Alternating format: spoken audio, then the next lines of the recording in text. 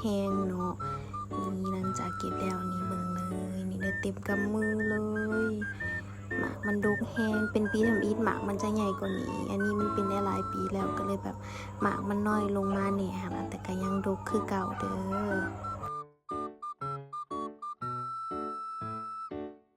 นี่เราก็จะมาเบิ่งจากมุมทางกองกกเนาะนี้เป็นหมากแบบเป็นตาสะออนแห้งนะเก็บได้เก็บทุกมื้อเลยเด้อทุกคนนี่นะ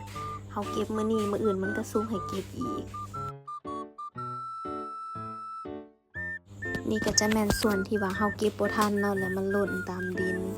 ตัวดำๆนี่แม่นหมดเลยเป็นตาเสียดายแห้งแต่ก็บ่เป็นหยังเนาะตัวเขาเก็บบ่ทันก็ปล่อยให้นกหนูมากินยามกลางเว้นนี่ตัวที่ว่าเขายังบ่ทันได้เก็บหลายแห้งเด้อ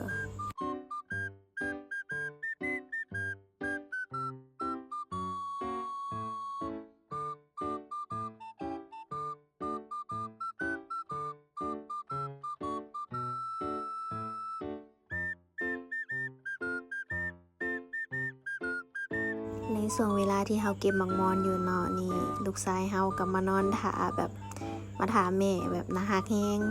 นี่ก็จะเป็นหมากมอนที่ว่าเขาเก็บมาได้เนาะเขาล้างแล้วก็จะประมาณนี้เลยมันจะมีหมากแดงดำปนกันเดี๋ยวเขาสิมากินให้เบิ่งรสชาติเป็นแนวใดกัดเข้าไปคำหนึ่งหวานแห้งแซ่บแห้งทุกคนมันจะออกรสชาติหวานๆสุ่มๆเด้อแต่ถ้าหมากที่มันดำแห้งก็จะหวานแห้งเดี๋ยวกินให้เบิ่งอีกคำหนึ่งตัวนี้เป็น2หมากติดกันเลย